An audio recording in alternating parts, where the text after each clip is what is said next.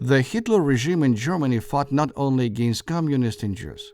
The Gypsies were also the people sentenced to extermination by the fascists.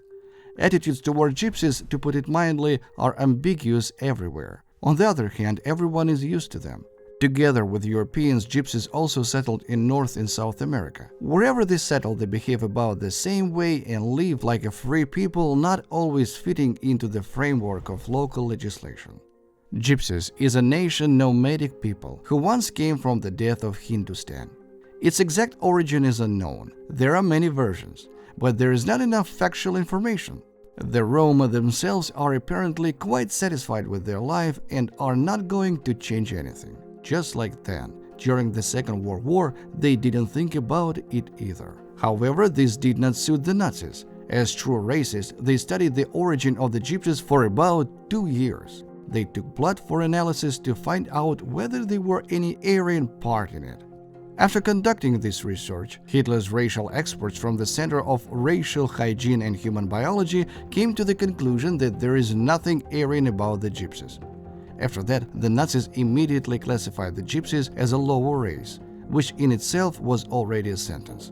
The law of 1937 introduced the concept of the antisocial element, which included all those who, from the point of view of the Nazi authorities, led an antisocial lifestyle.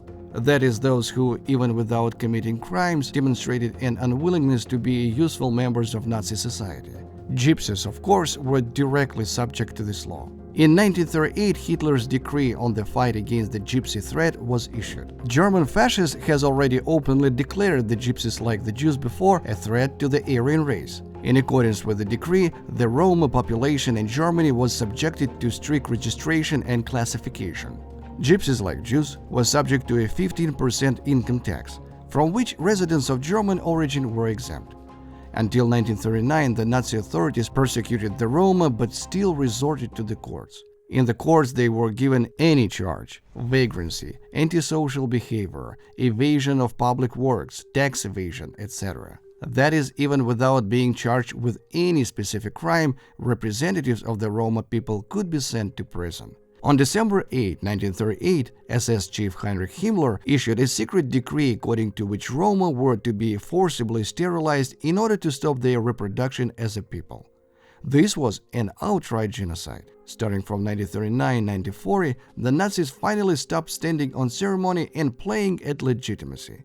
The Gypsies were simply grabbed on the street. Without any charges and trial, they were brought, just like the Jewish people, to Gypsy ghettos, and from there they were sent to concentration camps or special temporary camps for Gypsies, which were actually several like barracks or even tents surrounded by rows of barbed wire.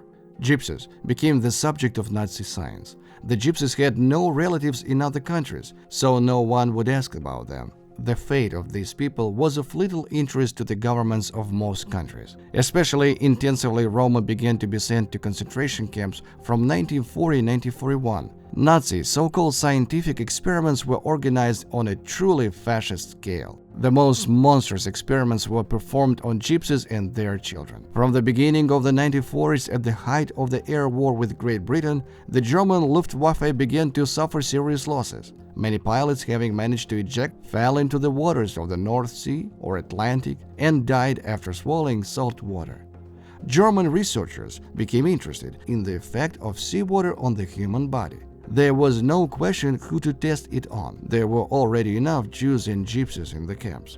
An experimental team was formed, which included German researchers and Roma test subjects. The prisoners were doused with seawater and observed what changes occurred in the body. Another group of so-called scientists tested on unfortunate prisoners desalinization tablets, which were thrown into a glass of seawater, and after the reaction, the test subjects were forced to drink it. However, no one knew how this would affect the human body.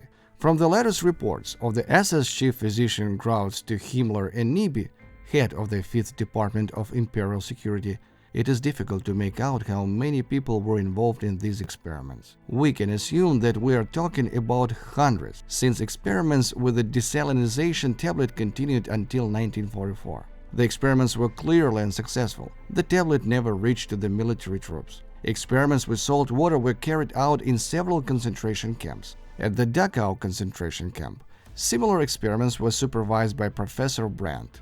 Many other experiments were carried out to study the effects on humans: prolonged lack of sleep, exposure to fire, cold, heights, depths, the effects of various never-before-tested drugs, poisons, gases, etc. The horror of the German camp system, which differed from similar ones in other countries, that in addition to humiliation, hunger, and hard work, so-called scientific medical experiments were also carried out on prisoners, the scale of which eclipsed all previous war crimes committed in other wars. Another Nazi so-called researcher in the Dachau concentration camp, Dr. Rusher, was very interested in the effects on humans of high and low atmospheric pressure, as well as low temperature. He put his monstrous experiments, of course, on the concentration camp prisoners, among which there were many gypsies. The results of Rusher's research were reported to Himmler and Hitler personally. With the conquest of Poland, Czechoslovakia, and the countries of Western Europe,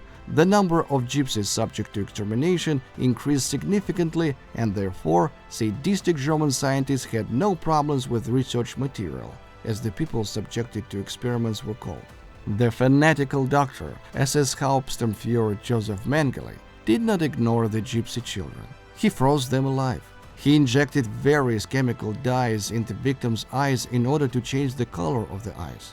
Prisoner Vera Alexander recalled, "One day the sadists saw two gypsy girls together, with their backs to each other. Their names were Guido and Inna. They were only 4 years old. They screamed almost continuously day and night.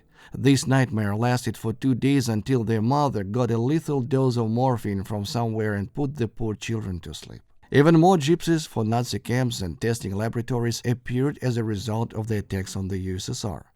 In the occupied territory of the Soviet Union, the fascist invaders treated the gypsies the same way as the Jews. Since 1942, large-scale deportation of Roma to concentration camps from the occupied territories of the USSR began. But many gypsy families and entire caravans didn't even make it to the concentration camps and were executed along the way. Often the Germans, in order not to bother with escorting the gypsy population, announced a general gathering under the pretext of transporting them to a neighboring district or region, took them to the nearest forest or ravine, and shot them there. One of the gypsies from the village of Bergandrovka, Alexander, remembers. It was in the Pskov region. We all lived together: mother, father, grandmother, Evdotia, Uncle Grigory and his children Taisha and Ivan, Uncle Vasily and his daughters Valya and Anna. We received a summons to gather our things within 3 days, but we were forbidden to take livestock. Although my father was illiterate, he was a far-sighted man. When all the gypsies were gathered, we asked, "Where are we going?" And the Germans said, "To Bessarabia, since you are gypsies, you know." Our gypsies believed it. And my father asked, "What is Bessarabia? Where will they drive us if there are bombs all around us and there are no roads or trains?" "You all will go eat the earth. You will all be shot like dogs. Put the children on the horse and go into the forest to hide. They will kill you, either in the back of the head or in the forehead." So Dad took the mother and all the children and took us to the forest. Only one of our family survived. The rest, women and children, were shot by the Germans in the forest not far from the Novorossiysk. The entire gypsy village died there. Here are memoirs of the French woman de Viecky, a former prisoner of a concentration camp who was imprisoned with the Jewish Anne Frank, who became famous thanks to her diaries, which she managed to hide from the guards. The gypsy girls, completely naked, were driven past straight to the crematorium, and I watched them being sent away and cried. Another camp doctor, Schumann, conducted experiments with X-ray radiation on gypsies. He tried to use it for the purpose of so-called humane sterilization of Roma men and boys. Collaborators, policemen, and punishers of all stripes also took an active part in the extermination of the gypsies, and in an effort to please the German masters, often were glad to do the dirty and bloody work for them. At the trial, the head of Einsatzgruppe D, SS Gruppenführer Otto Ohlendorf, who led the execution and extermination of tens of thousands of people on the territory of the USSR, stated regarding the gypsies, "Such things are justified because gypsies were killed during the 30 Years' War." Ohlendorf was hanged. But many perpetrators of the genocide of the Roma, as well as other peoples, managed to escape punishment. However, they still could not avoid the judgment of history. According to the testimony of historians who dealt with the Gypsy issue during the Second World War, the genocide of the Gypsy people claimed the lives of 400,000 people, according to some sources more than 500,000. This despite the fact that the size of the Gypsy population was only slightly more than 1 million. In Auschwitz alone, 19,000 people were killed by the Nazis. In Germany itself, the genocide of the Roma was recognized, although with great difficulty, and only in 1982. At the same time, they categorically refused to pay the relatives of the victims of the camp prisoners, under the pretext that it was not genocide on racial grounds. That is, until now, the German authorities, under various pretexts, refused to recognize the Roma as full victims of genocide. But it was not only the Germans who were involved in the murder of Gypsies.